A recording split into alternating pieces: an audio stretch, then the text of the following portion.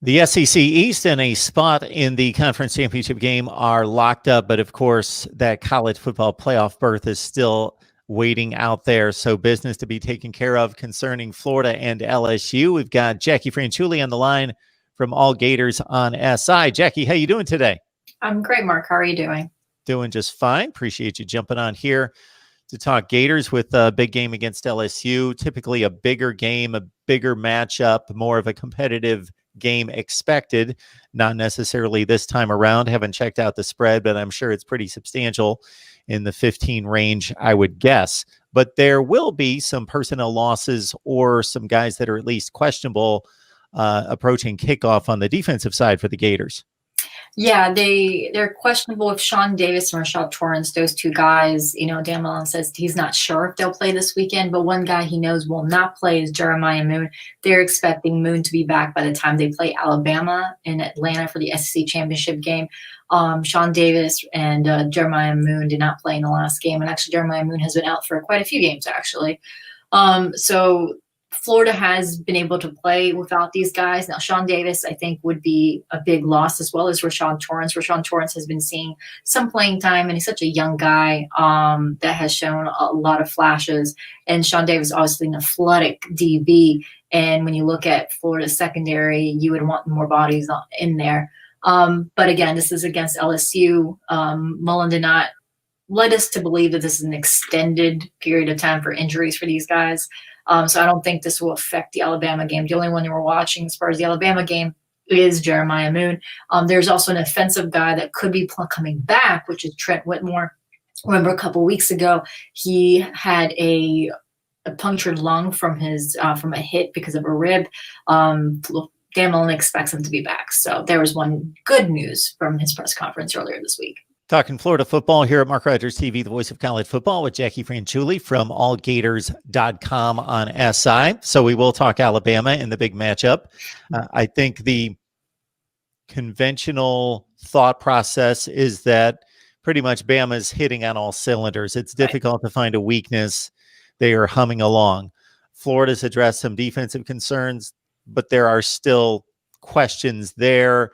The run game may not be able to balance out the pass game for Florida. So let's start there in regards to something that we've addressed a few times throughout the season. Florida's ability to run the ball, at least at a rate to keep the defense honest against a team like Alabama. Yeah, so Dan Mullen has been asked a lot about the rushing game, especially after Saturday's win and then on Monday again. And he said, honestly, we just didn't run the ball a lot. Against Tennessee. He said, why would we run the ball when we have Kyle Trask and we have all the weapons in the air?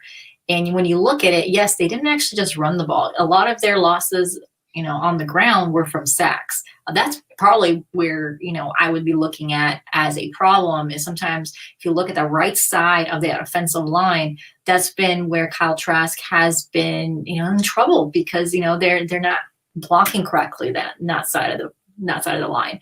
As far as the ground game, I think Florida does have talent on the ground. I think their blocking is still a little susceptible.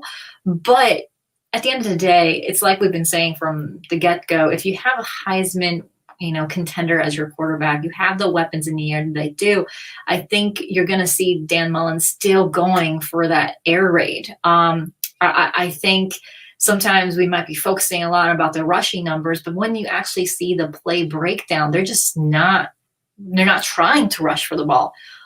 So I want to say that, again, I don't think this team is balanced on the ground. I would be lying if I thought that, but I think the numbers might be not completely telling us the whole story just because of the way the play breakdown is between Brian Johnson and Dan Mullen. They are calling more pass plays.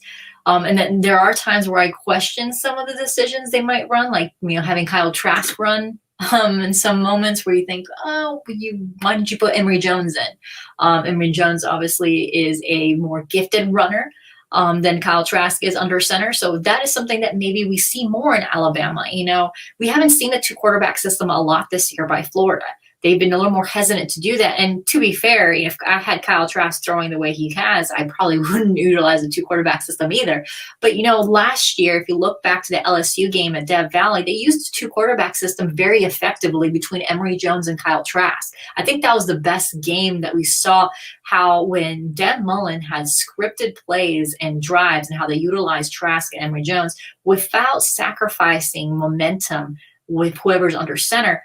It shows that it can be done. To be fair to Mullen, he has had experience in this. Tim Tebow was in a 2 quarterback system. You look through Dan Mullen's history, he has been able to utilize that. And I think we haven't seen a lot of it this season because he didn't need it. I think Kyle Trask has been just playing so well that I think you haven't been wanting to use Emory Jones. Now, does that mean he's not going to use them in Alabama? I don't think so. I think you're going to see Emory Jones more. I think there's going to be a lot more packages against Alabama. Honestly, like you said, you want to keep the balanced attack on your offense, and you have a secret weapon in Emory Jones on your bench who can help with the run game a little bit because he does have the ability to keep the defenses on their toes because he is a dual threat quarterback. Kyle Trask, when he has the ball, most likely he's going to throw. That's just how it is. And I believe one of the reasons it has been effective is you certainly see those teams out there where they've got the 2 quarterback system, the one who plays 90% of the time, then they bring in the runner.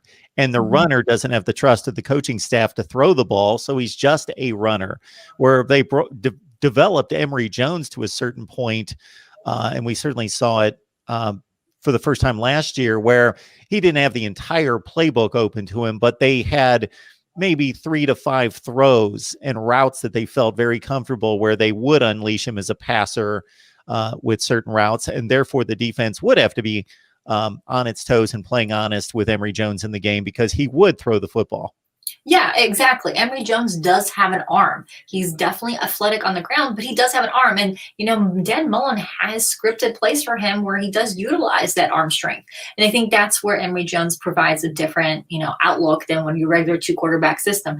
When you looked at Georgia and how they utilized, their quarterbacks, we kind of knew who was going to be the runner, who's going to be the passer. Florida is not the case. Obviously, Kyle Trask is going to be your passer, but they have utilized him a couple of times, although in sometimes questionable situations as a guy to run a few plays. But Emory Jones, I think you're going to see the playbook open up a little bit. Dan Mullen is not afraid to do a couple of tricks and a couple of different plays in big situations. We've seen them be successful in recent years. Obviously, against LSU last year, he did try a couple of tricks, but that was not successful last year. But, the year before he was successful. So when you look at it, Florida has been able to kind of script those plays in. And Emory Jones has been part of those scripted plays. So I wouldn't put I wouldn't put past Dan Mullen to have one of those plays scripted already for Alabama. He's had the ability to play these games, see, the young guys in action. I think a lot of especially on offense, Dan Mullen has been able to see some of the younger guys. So you can see a couple of not the Kadarius Tonys or Kyle Pitts kind of have flashes as well. So I expect Dan Mullen to have some tricks up his sleeves against Alabama because he knows when you play a team like Alabama, not only you have to be perfect, on offense, if your defense isn't performing, you have to have a couple of tricks to put you over the edge. So I could see these things coming out against the game against Crimson Tide.